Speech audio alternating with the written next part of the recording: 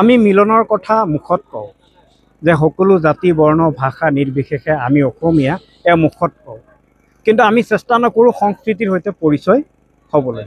আমি চেষ্টা নকৰোঁ বিহুৰ সৈতে পৰিচয় হ'বলৈ। আমি চেষ্টা নকৰোঁ সংস্কৃতিত থকা প্ৰতিটো উপাদানৰ সৈতে পৰিচয় হ'বলৈ। যিসকলে পৰিচয় হ'বলৈ যত্ন কৰিছে, যিসকল অভিভাৱকে এই প্ৰচেষ্টা অব্যাহত ৰাখিছে, তেওঁলোকক ধন্যবাদ জনাই মই আৰম্ভ কৰিছোঁ আজিৰ ভিডিঅ'।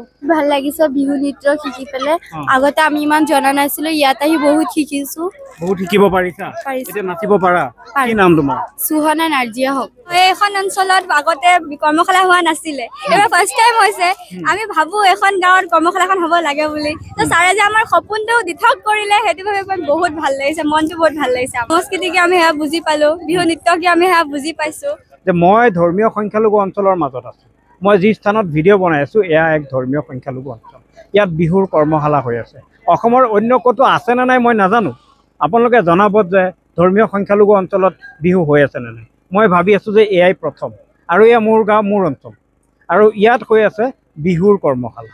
প্ৰথম অৱস্থাত আমি ভাবিছিলোঁ যে কৰ্মশালাত বিহু নাচিবলৈ প্ৰশিক্ষাৰ্থী হিচাপে নাচনি আমি নাপাম, কিন্তু আমি আচৰিত হৈছোঁ, হতবাক হৈছোঁ, 127জনী নাচনি ওলাই আহিছে, বিহু নাচ শিকি আছে। এনেদৰেই তেওঁলোকে ভৱিষ্যতত সংস্কৃতিক ধৰি ৰাখিবলৈ নিজকে প্ৰস্তুত কৰি তুলিব। এনেদৰে তেওঁলোকে সংস্কৃতিত থকা প্ৰতিটো উপাদান বুজিবলৈ চেষ্টা কৰিব, যাৰ বাবে আমাৰ এই কৰ্মশালা। চাৰিওফালে সংখ্যালঘু সম্প্ৰদায়ৰ অভিভাৱক আই মাতৃসকল আছে, পিতৃ সমতুল্য পিতৃসকলো আছে। চাৰিওফালে তেওঁলোকে থিয় হৈ পেলাই তেওঁলোকৰ সতি সন্তানৰ প্ৰশিক্ষণ চাই আছে, যে তেওঁলোকে কেনেকৈ প্ৰশিক্ষণ লৈ আছে, বিহু নাচ কেনেকৈ নাচি আছে, তেওঁলোকে এয়া ধুনীয়াকৈ চাই আছে। এই যে চাই থকাৰ দৃশ্য, তেওঁলোকেও কিন্তু অভিভাৱকেও কিন্তু জনা নাছিলে বিহু কি। আজি কণমানিসকলৰ সৈতে অভিভাৱকো গম পায় যে বিহু নাচ কেনেকৈ নাচিব লাগে।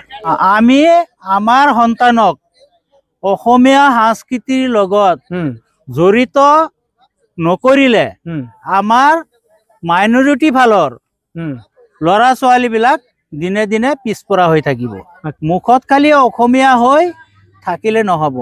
আমি সংস্কৃতিৰ লগত ল'ৰা ছোৱালীসকলক যাতে ভৱিষ্যত আগবাঢ়ি যাব পাৰে, ইয়াৰ বাবে অসমীয়া জাতীয় উৎসৱ বিহুৰ লগত জড়িত হৈ থাকিব লাগিব, বা অসমীয়া সংস্কৃতিৰ লগত জড়িত কৰিব লাগিব। যদি আমি নকৰোঁ, তেতিয়াহ'লে আমি মাইনৰিটি মানুহ যিমান আছে অসমত পিছ পৰি থাকিম। আজি কোনো গাড়ীৰ দৃশ্য নেদেখাওঁ, আপোনালোকক ব্যতিক্ৰমী দৃশ্য দেখুৱাম। মিলনৰ বাৰ্তা আজি আপোনালোকে পাব। বিহুৰ আখৰাটো বহুত দেখিছে, আজি এনে আখৰা দেখুৱাম মই আজিজুৰ ৰহমানে খবৰ ইত্যাদিত। আপোনালোকে নিজে আচৰিত হ'ব। মুছলিম অঞ্চলত, সংখ্যালঘু অঞ্চলত বিহুৰ আখৰা চলি আছে। আহক, কাৰ উদ্যোগত চলি আছে সেয়াও দেখুৱাম মই। এয়া চাওক, আপোনালোকে দৃশ্য চাওক। চাৰিওফালে মুছলিম মহিলা থিয় হৈ চাই আছে, নিজৰ নিজৰ সন্তান ইয়াতে বিহু নাচ শিকি আছে, বিহু নাচিবলৈ শিকি আছে চাৰিওফালে। আহক, আমি ভিতৰত প্ৰৱেশ কৰিবলৈ যত্ন কৰিম, কাৰণ এনে আখৰা হয়তো অন্য ঠাইত হোৱা নাই। অসমৰ অন্য ঠাইত হৈছেনে নাই নাজানো, যদি হৈছে আপোনালোকে কমেণ্টত জনাব। এয়া কিন্তু এটা ব্যতিক্ৰমী দৃশ্য। মুছলমান অঞ্চলত এই দৃশ্য দেখা পোৱা নাযায়। আজি মই মোৰ কেমেৰাত দেখুৱাবলৈ যত্ন কৰিছোঁ। এয়া চাওক, আপোনালোকে মাষ্টাৰ ট্ৰেইনাৰ আছে, তাই শিকাই আছে, ডেইজি চৌধুৰী, তাই শিকাই আছে। আৰু এয়া এই যে কৰ্মশালা, এই কৰ্মশালা আজি 7 নম্বৰ দিন, আৰু বিধায়ক মহোদয় নিজে উপস্থিত আছে। তেওঁৰ মন্তব্য মই শুনাম। আপোনালোকে কেমেৰাত দেখি আছে কেনেধৰণে নাচিবলৈ পাইছে। মই নিজে আচৰিত হৈছোঁ যে 123জনী নাচনি এই গাঁৱত ওলাল, নাচিবলৈ শিকি আছে। চাওক আপোনালোকে। গতিকে এতিয়া বিধায়ক মহোদয় আছে, বিধায়ক মহোদয়ৰ মই মন্তব্য ল'ম।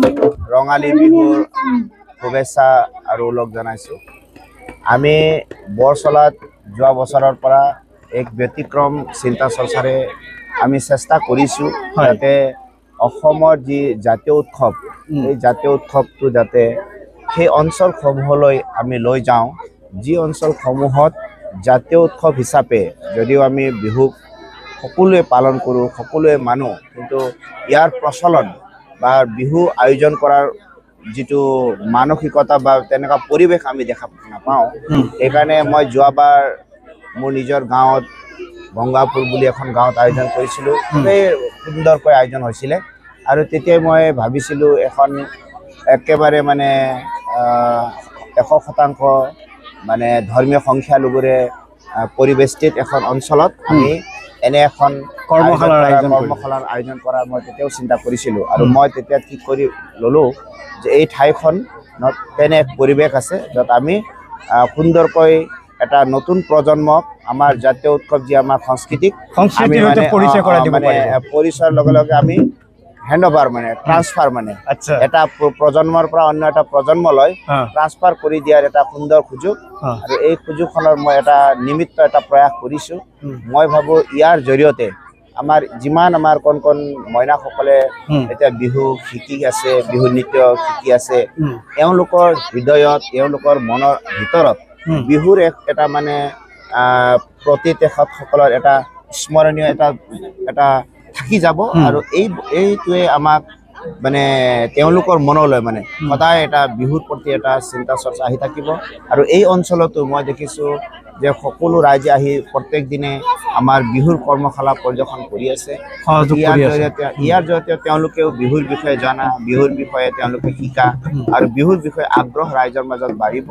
মই ভাবোঁ এনেকৈ আমি অসমখনক সঁচা অৰ্থত এক জাতীয় উৎসৱৰ জৰিয়তেও আমি অসমীয়া এখন বৰ সমাজ, অসমখনক আমি এক কৰা সকলো জাতি ধৰ্ম বৰ্ণ নিৰ্বিশেষে আমি এক অসমৰ মানসিকতাৰ পৰিচয়েৰে বা তেনেকুৱা চিন্তা চৰ্চাৰে আমি এক অসমবাসী হিচাপে অসমখনক আমি আগুৱাই লৈ যোৱাৰ ক্ষেত্ৰতো ভৱিষ্যতত বা আগন্তুক দিনবিলাকত আমাক সহায় কৰিব বুলি মই ভাবোঁ।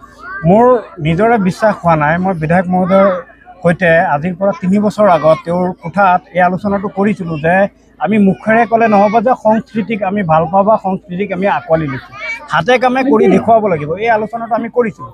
তাৰপিছত বিধায়ক মহোদয়ে কৈছে যে এনে এটা অঞ্চলত কৰ্মশালা, তাৰপিছত বিহুক পৰিচয় কৰাই দিয়া হওক, যিটো অঞ্চলত বিহুৰ বিষয়ে নাজানে বা কেনেকৈ নাচিব লাগে সেই বস্তুটো নাজানে। কিন্তু বিধায়ক মহোদয়ে মোৰ এই গাঁও, মোৰ জন্ম গাঁও কাঠিনীবাৰীকে বাছি ল'লে। এদিন হঠাৎ আহিছে, ফিল্ডখন ডাঙৰ চাইছে, বোলে ইয়াতে বিহু পাতে, ভাষণত কৈ গ'ল। মনটো বহুত তেতিয়াই মানে উৎফুল্লিত হৈ পৰিছিলোঁ যে বিধায়ক মহোদয়ে এনে এখন গাঁও বাছনি কৰিছে যিটো মোৰ গাঁও। আৰু এই গাঁৱত যে 127জনী নাচনী ওলাই আহিব, আই মাতৃসকলে যে সহযোগ কৰিব, এইটোও ভবা নাছিলোঁ। গতিকে আপুনি নিশ্চয় ভাবিছে যে আজি দৰে কি দেখুৱাবলৈ গৈছে খবৰ ইত্যাদি। চাওক, খবৰ ইত্যাদিত আমি মিলনৰ বাৰ্তা দিওঁ, মাজে সময়ে 2-এটা অন্য কণ্টেণ্ট যায়, কিন্তু আমি খালি মুখেৰে ক'লে নহ'ব যে সংস্কৃতিক আমি ভাল পাওঁ, আমি আঁকোৱালি লৈছোঁ, তেনেকুৱা নহয়। আমি হাতে কামে কৰি সংস্কৃতিৰ সৈতে নিজে পৰিচয় হ'ব লাগিব, নিজে চিৰদিন ধৰি ৰাখিব লাগিব। আমি এনে কৰ্মশালাত মই নতুন নতুন নাচনীসকলক মেখেলা চাদৰ দিয়াৰ পৰিকল্পনা সদায় লৈছোঁ, যোৱাবাৰো কৰিছিলোঁ আৰু ইয়াতো মই কৰি আছোঁ। কাৰণ পঞ্চায়ত ইলেকশ্যনৰ কাৰণে আমাৰ যথেষ্ট ব্যস্ততা হোৱাৰ কাৰণে মই ইয়াত যিমান সময় দিব লাগিছিল সিমান সময় দিব নোৱাৰিলোঁ। কিন্তু মই সেইদিনাই ঘোষণা কৰি গৈছিলোঁ 100জনীৰ কাৰণে মই মেখেলা চাদৰ আনি দিয়াৰ কথা কৈছিলোঁ আৰু আজি মই 50জনীৰ কাৰণে হয়তো মোৰ তাত ইতিমধ্যে আহি পাইছে। মই যেতিয়া এই মেখেলা চাদৰ যেতিয়া মানে আমাৰ নাচনীসকলক বিতৰণ কৰিম, ইয়াৰ আকৰ্ষণটো এই অঞ্চলত আৰু বাঢ়িব আৰু মানুহৰ সমাগম হ'ব। কিন্তু কি কৰিম, যিহেতু আমাৰ আগত ইলেকশ্যন আছে, আমাৰো বিহু আহিছে, সকলো মানুহৰ ব্যস্ততা থাকিব।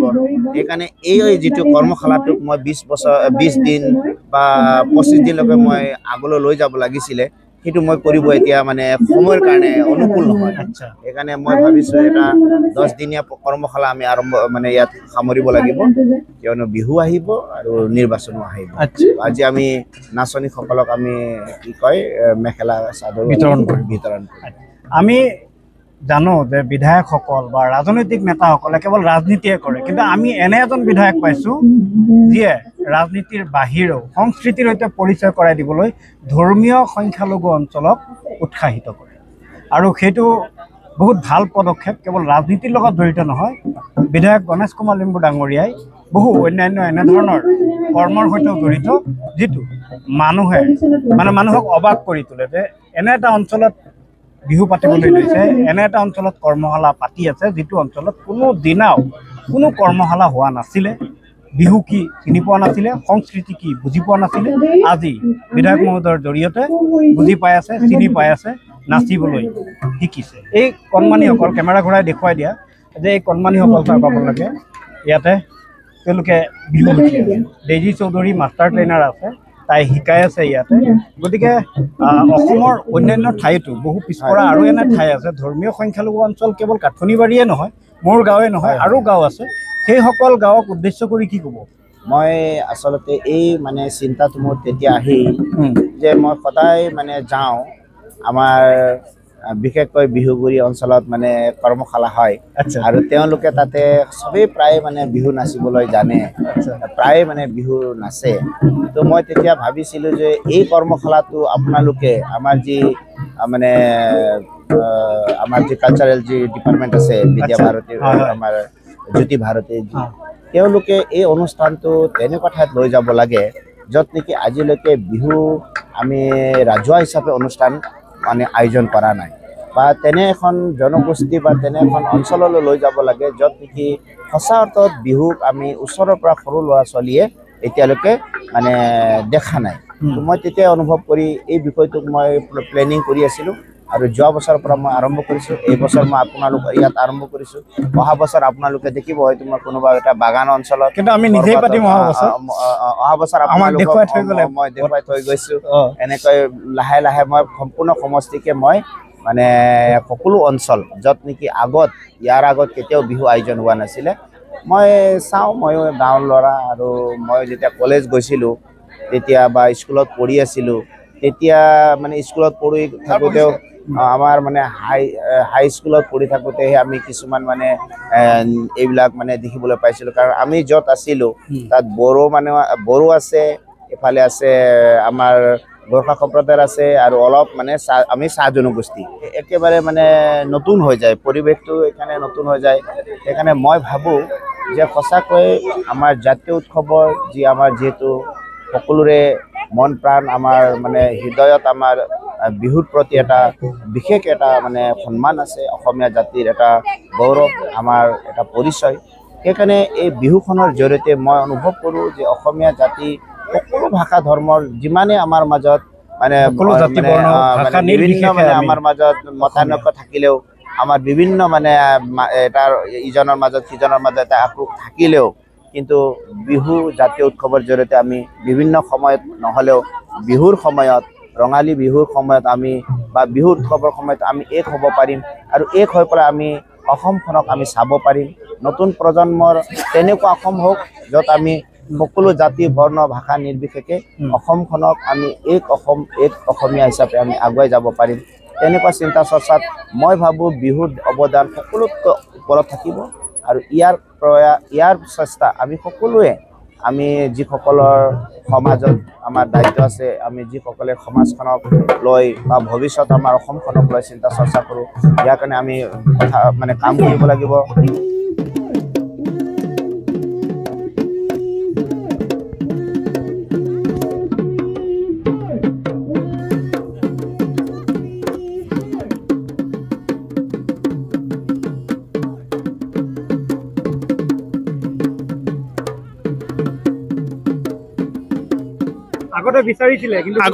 আগতে বিচাৰিছিলোঁ কিন্তু সুযোগ পোৱা নাই। কিন্তু এটা কথা ক'বই লাগিব, আমি অসমীয়া আৰু আমি মুছলিম, যিহেতু আমি ইছলাম ধৰ্মৰ, আৰু আমি যেনেকৈ আমাৰ নিজৰ ধৰ্মটো চাব লাগিব সেই সমানে আমি অসমীয়া, আমি অসমত জন্মগ্ৰহণ কৰিছোঁ, আমাৰ সংস্কৃতি আমি চাব লাগিব। সেই হিচাপত আমি আমাৰ সংস্কৃতি বজাই ৰাখি আমি চলিব লাগিব। বহুত ভাল লাগিছে আজি ইয়াত আহি লৈ পেলাই। আজি মীৰা গণেশ লিম্বুৱে আমাক এই কাপোৰযোৰ দিছে, তো বহুত ভাল লাগিছে মনটো যে আপোনাৰ মৰমেৰে আমাক দিছে কাপোৰ যে আহি পেলাই প্ৰদান কৰিছে। সেইটো মানে কাপোৰ যতকৈ তেওঁৰ মৰম কণহে আমাৰ বেছি ভাল লাগিছে।